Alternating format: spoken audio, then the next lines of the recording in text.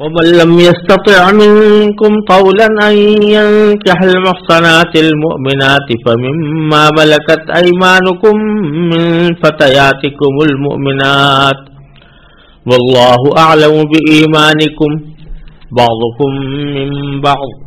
فانكحوهن بإذن أهلهن وآتوهن أجورهن بالمعروف محصنات غير مسافحات ولا متخذات أخدان فإذا أحصن فإن أتين بفاحشة فعليهن نصف ما على المحصنات من العذاب ذلك لمن خشي العنة منكم وأن تصبروا خير لكم والله غفور رحيم يريد الله ليبين لكم ويهديكم سنن الذين من قبلكم ويتوب عليكم والله عليم حكيم والله يريد أن يتوب عليكم ويريد الذين يتبعون الشهوات أن تميلوا ميلا عظيما يريد الله أن يخفف عنكم وخلق الإنسان ضعيفا. ان آیات کا ترجمہ یہ ہے، اور تم میں سے جو لوگ اس بات کی طاقت نہ رکھتے ہوں کہ آزاد مسلمان عورتوں سے نکاح کر سکیں تو وہ ان مسلمان کنیزوں میں سے کسی سے نکاح کر سکتے ہیں جو تمہاری ملکیت میں ہوں، اور اللہ کو تمہارے ایمان کی پوری حالت معلوم ہے، تم سب آپس میں ایک جیسے ہو، لہذا ان کنیزوں سے ان کے مالکوں کی اجازت سے نکاح کر لو اور ان کو قاعدے کے مطابق ان کے مہر ادا کرو، بشرطے کہ ان سے نکاح کا رشتہ قائم کر کے انہیں پاک دامن بنایا جائے، نہ وہ صرف شہوت پوری کرنے کے لیے کوئی کام کریں اور نہ خفیہ طور پر ناجائز آشنائیاں پیدا کریں. پھر جب وہ نکاح کی حفاظت میں آ جائیں اور اس کے بعد کسی بڑی بے حیائی یعنی زنا کا ارتکاب کریں تو ان پر اس سزا سے آدھی سزا واجب ہوگی جو غیر شادی شدہ آزاد عورتوں کے لیے مقرر ہے. یہ سب یعنی کنیزوں سے نکاح کرنا تم میں سے ان لوگوں کے لیے ہے جن کو نکاح نہ کرنے کی صورت میں گناہ میں مبتلا ہونے کا اندیشہ ہو، اور اگر تم صبر ہی کیے رہو تو یہ تمہارے لیے بہت بہتر ہے، اور اللہ بہت بخشنے والا بڑا مہربان ہے. اللہ چاہتا ہے کہ تمہارے لیے احکام کی وضاحت کر دے، اور جو نیک لوگ تم سے پہلے گزرے ہیں تم کو ان کے طور طریقوں پر لے آئے اور تم پر رحمت کے ساتھ توجہ فرمائے، اور اللہ ہر بات کا جاننے والا بھی ہے، حکمت والا بھی. اللہ تو چاہتا ہے کہ تمہاری طرف توجہ کرے، اور جو لوگ نفسانی خواہشات کے پیچھے لگے ہوئے ہیں وہ چاہتے ہیں کہ تم راہ راست سے ہٹ کر بہت دور جا پڑو. اللہ چاہتا ہے کہ تمہارے ساتھ آسانی کا معاملہ کرے، اور انسان کمزور پیدا ہوا ہے. ان آیات کریمہ میں اللہ تبارک و تعالی نے کنیزوں کے ساتھ نکاح کا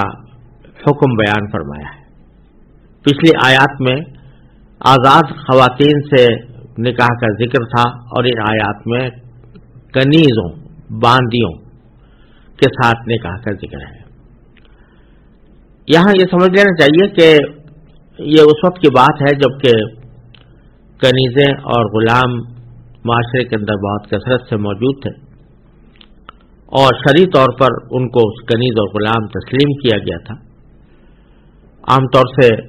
جہاد کے نتیجے میں جو جنگی قیدی آتے تھے ان کو بعض اوقات فدیہ لے کر چھوڑا جاتا تھا، بعض اوقات ویسے ہی احسان کر کے چھوڑا جاتا تھا، بعض اوقات غلام بنا لیا جاتا تھا. اور اس کی بھی اجازت تھی کہ اگر کسی قیدی سے امام یہ محسوس کرے کہ اس سے بڑے فتنے کا اندیشہ ہے تو اس کو قتل کی بھی اجازت تھی. تو اس وقت ساری دنیا میں غلاموں اور کنیزوں کا نظام چل رہا تھا، مسلمانوں کے معاشرے کے اندر بھی موجود تھا. تو اس وقت میں اللہ تبارک و تعالی نے فرمایا کہ عام طور سے یہ ہوتا ہے کہ آزاد جو عورتیں ہوتی ہیں ان کا مہر زیادہ ہوتا ہے، ان کے مطالبات زیادہ ہوتے ہیں، ان پر خرچ زیادہ کرنا پڑتا ہے. اور کنیزوں کے ساتھ نکاح کرنے میں اتنے مطالبات نہیں ہوتے تھے، اتنا بڑا مہر، اتنا بڑا خرچہ ان کے اوپر نہیں کرنا پڑتا تھا. تو جو لوگ کے آزاد عورتوں سے نکاح کی طاقت نہ رکھتے وہ کنیزوں سے نکاح کر لیتے تھے. لیکن کنیزوں سے نکاح کرنے کے سلسلے میں یہ بات معروف تھی اور شریعت نے بھی اس کو تسلیم کیا تھا کہ چونکہ کنیز پر پہلا حق اس کے مولا کا یعنی اس کے آقا کا ہوتا ہے، اس کے مالک کا، لہذا اگر کسی کنیز کی شادی ہو جائے یعنی وہ آقا کسی اور سے اس کی کا نکاح کر دے تو اس سے نکاح کرنے کے نتیجے میں اگر کوئی اولاد پیدا ہو تو وہ اولاد بھی کنیز کے مالک کی ملکیت میں آ جاتی تھی، یعنی وہ بھی غلام ہو جاتی تھی. تو اگر کوئی شخص آزاد آدمی ہے اور وہ کسی کنیز سے نکاح کرتا ہے تو اس کے اندر یہ خطرہ موجود تھا کہ اس کے پاس جب اولاد ہو تو اولاد اس کے غلام بنے. اس لیے یہ ان آیات کریمہ میں اللہ تبارک و تعالی نے یہ فرمایا ہے کہ ایک آزاد آدمی کو کسی کنیز کے ساتھ نکاح کرنے کی عام حالات میں ضرورت نہ ہونی چاہیے. اس کی کوشش یہ ہونی چاہیے کہ آزاد ہی عورتوں سے نکاح کرے. لیکن اگر کسی میں اتنی طاقت نہیں ہے کہ آزاد عورتوں سے نکاح کرے تو بے شک کر لے. لیکن ساتھ ہی یہ بھی فرمایا آخر میں جا کر کہ یہ اس وقت کرے جب اندیشہ ہو کہ مجھے آزاد عورتوں سے نکاح کرنے کی تو طاقت نہیں اور کنیزوں کے ساتھ کرنے میں اپنی اولاد کو غلام بنانے کا اندیشہ ہے. تو اس کی وجہ سے آدمی یہ سوچے کہ اگر میں گناہ میں مبتلا ہو گیا، اگر میں نے نکاح نہ کیا اور اس کی وجہ سے گناہ میں مبتلا ہو گیا تو گناہ کا اہتمام اس کو زیادہ ہو رہا ہو، اس وقت میں اس کو چاہیے کہ وہ کنیزوں سے نکاح کر لے، ورنہ صبر کرے تو بہتر ہے. بیچ میں اللہ تبارک و تعالی نے ایک جملہ ایسا ارشاد فرما دیا ہے کہ جس سے یہ ہدایت دی گئی ہے کہ ویسے تو کسی کنیز سے نکاح کرنا کوئی پسندیدہ بات نہیں ہے ایک آزاد آدمی کے لیے، لیکن اگر کوئی شخص کر لے تو پھر یہ نہ سمجھے کہ کیونکہ میری بیوی کنیز ہے اور وہ کم درجہ ہے تو اس کے ساتھ معاملہ وہ ظلم و ستم کا کرے یا اس کو اپنے سے کمتر حقیر سمجھے اور کمتر حقیر سمجھ کر اس کے ساتھ ویسا ہی سلوک کرے. کیونکہ نکاح جو ہوا ہے وہ تو در حقیقت ایمانی رشتے سے ہوا ہے اور ایمانی رشتے سے وہ تمہیں کوئی پتہ نہیں کہ ہو سکتا ہے کہ وہ عورت ہی ایمانی رشتے سے زیادہ طاقتور ہو اللہ تعالیٰ کے ہاں اور تم اس کے مقابلے میں کمزور ہو. اور جہاں تک تعلق ہے نسبی افضلیت کا تو آخر میں جا کر تو سب ایک ہی ماں باپ کے بیٹے ہیں، حضرت آدم و حوا علیہ السلام. یہ فرما رہے ہیں اللہ تبارک و تعالیٰ پہلی آیت کریمہ میں کہ وَلَّمْ يَسْتَطِعْ مِنْكُمْ طَوْلًا أَنْ يَنْكِحَ الْمُحْصَنَاتِ، تم میں سے جو لوگ اس بات کی طاقت نہ رکھتے ہوں کہ وہ محسنات سے نکاح کریں، یا جیسے میں نے پہلے عرض کیا تھا محسنات دو معنی میں آیا ہے. ایک محسنات کے معنی شادی شدہ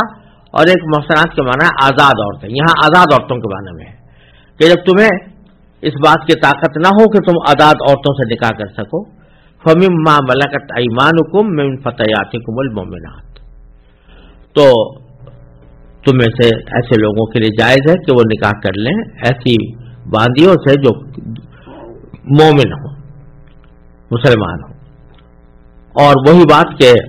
پھر ان کو حقیر نہ سمجھنا. واللہ عالم بایمانکم، اللہ تعالیٰ تمہارے ایمان کو زیادہ بہتر جانتا ہے کہ کس کا ایمان زیادہ مضبوط ہے، لہذا حقیر سمجھنے کا کوئی جواز نہیں. بعضکم من بعض، اور نسبی اعتبار سے بھی تم کوئی فضیلت کا دعویٰ کر کے اس کو حقیر نہیں سمجھ سکتے، اس واسطے کہ بالآخر دونوں ایک ہی ماں باپ کے بیٹے ہیں، اولاد ہیں، حضرت آدم و حوا. بعضکم من بعض یعنی تم ایک دوسرے ہی سے آپ ہو، اور اس کے بارے یہ بھی ہو سکتا ہے تم آپس میں ایک جیسے ہو یعنی ایک ہی ماں باپ کی اولاد ہو.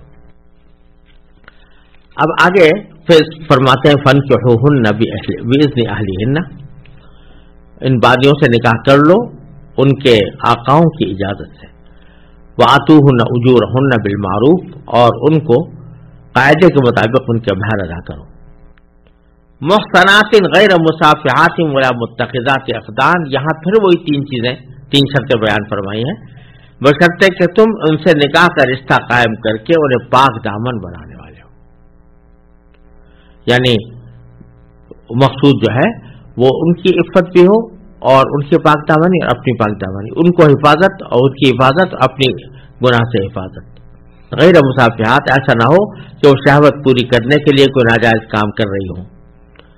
اور ولا متخذات اخدان، اور نہ خود یہ خفیہ طور پر ناجائز آشنائیاں پیدا کرتے ہوئے یہ کام کریں. یہی بات فرما دی گئی کہ مقصود نکاح کا یہ ہے کہ عفت حاصل ہو اور اس کے مقابلے میں خفیہ تعلقات رکھنا اور ناجائز آشنائیاں پیدا کرنا یہ ایک مومن کا کام نہیں ہے، اور کنیزوں کو بھی اس سے بچانا ضروری ہے. ذالک لمن خشی العنۃ منکم، یہ حکم، یہ سارے احکام اس کے لیے ہے جو تم میں سے گناہ میں مبتلا ہونے کا اندیشہ رکھتا ہو. یعنی اس کو اسے فکر ہو کہ اگر میں نکاح میں نے نہ کیا، آزاد عورت سے تو کر نہیں پا رہا ہوں کیونکہ اس کی استطاعت نہیں ہے. کنیز سے کر سکتا تھا، لیکن اس میں یہ خرابی ہے کہ اگر اولاد ہوئی تو وہ اولاد اس کنیز کے آقا کے غلام ہوگی. لہذا نکاح کا راستہ تو بظاہر مسدود نظر آتا ہے.